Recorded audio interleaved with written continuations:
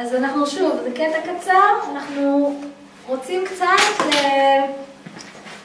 לעדן ולרכך ולעברר את הראש שלנו, כי הרבה פעמים כשהתדר שנוחת הוא חזק, יש את הכאב ראש העמום הזה, הלא נעים הזה, שיושב עליי משהו, אוקיי? לפעמים זה כמה ימים כזה יושב עלינו משהו, וזה נורא, לפעמים זה אפילו כואב.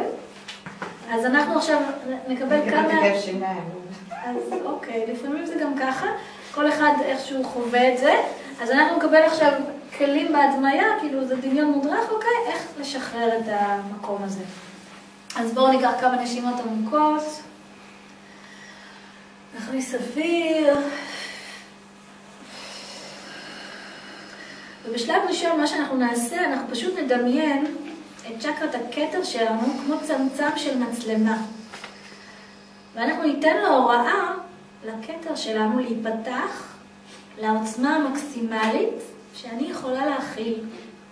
ופשוט תדמיינו איך לאט לאט הצמצם פשוט נפתח.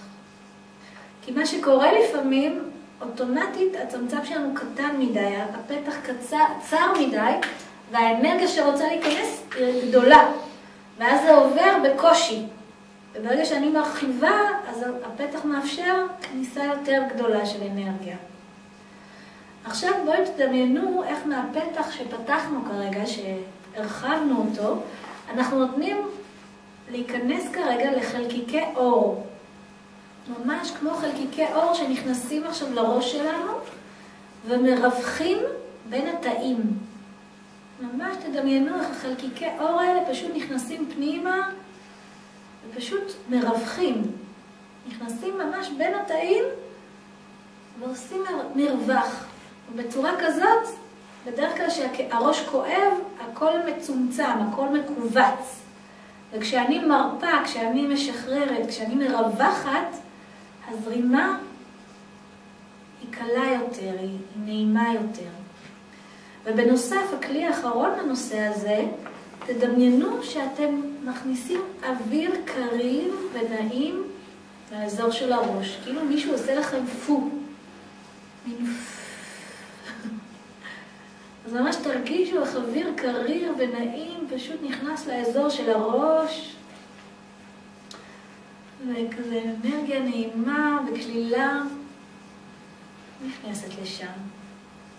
לאט לאט אנחנו פותחים עיניים. קצב שלכם. לקחת נשימה. איך זה מרגיש? מישהו מרגיש קצת אחרת? אני לפחות מרגישה הרבה יותר מעובררת. מותענת. זה מרגיש מעוברר, כזה, נעים כזה.